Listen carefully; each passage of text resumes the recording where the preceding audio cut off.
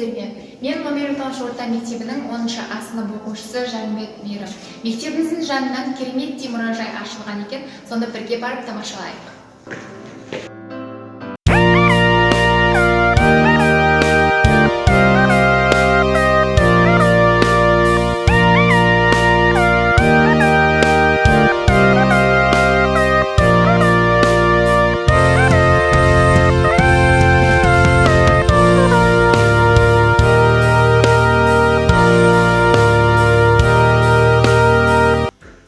Керемет орын, солай емес пе?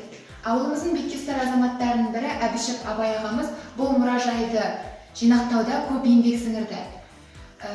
Ауылымыздың тарихына арналған бұндай мұражайдың бар екенін бірі біліп, бірі білмей жатады. Білгеннің өзінде де барлығы бірдей келіп, тамашалай алмайды. Сол себепті менің ойыма бұл мұражайдың электронды кітабын жасау келді. Мен кітап жасау үшін Book Creator бағдарламасын қолданатын боламын. Ең алдымен Google-ге Book Creator-ды теріп, Book Creator-ге кіреміз.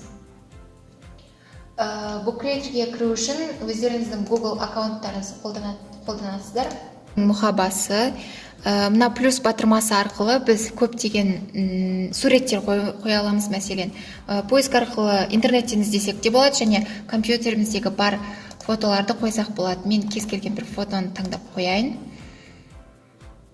Видео кірістіріп көрейік. Ол үшін плюс батырмасымен Images'ке кіріп, компьютерімізде бар видеоны таңдаймыз. Көрейік.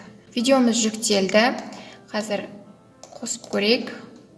1941-45 жылдар аралығындағы ұлы Неке видео қосуды көрдік. Бұдан бөлек біз дыбыс та қоса аламыз. Қазір мен көрсетейін.